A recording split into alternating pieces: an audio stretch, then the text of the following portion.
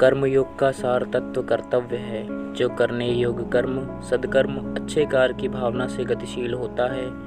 जन्म से लेकर मृत्यु तक कर्तव्यों की निरंतरता जीवन के शून्य को मूल्यों से भरती है।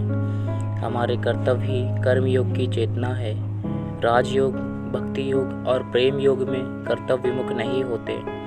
मानव मात्र में कर्तव्य सदैव धर्म के प्रहरी हैं। इसलिए कर्तव्य की भावना जीवन का महायज्ञ है। भावना प्रधान चेष्टा एक तपस्या है जो मन को पवित्र बनाती है। कर्तव्य को परिभाषा में बांधना कठिन है क्योंकि यह व्यापक परम तत्व का आश्रय है। प्राणी को अपने कर्तव्यों के ज्ञान और आत्म प्रेरणा से सद्कर्म की यात्रा पूर्ण करनी है।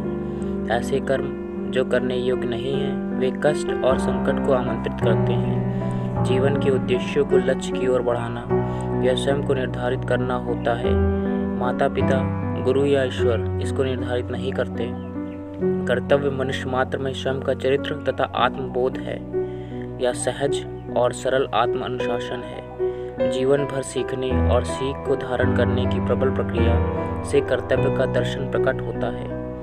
सत्य को आत्मसात करने से कर्तव्य की भावना जागृत होती है। सो बार बार सत्य को सर्वोपरि माना गया है। सत्य से प्रेरित यह कर्तव्य ही धर्म है। कर्तव्य का पथ पर चलते हुए मानव को अपनी दिशा में सफलता का विश्वास होता है।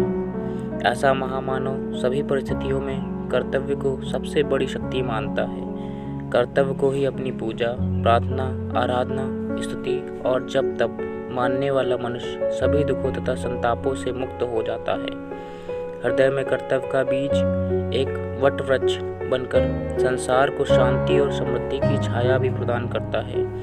प्रयोग धर्मी साधुजन विश्व कल्याण के लिए कर्तव्य की भावना की अलख जगाने नित्य सचेष्ट होते हैं। उनका जीवन कर्तव्य के लिए समर्पित होता है।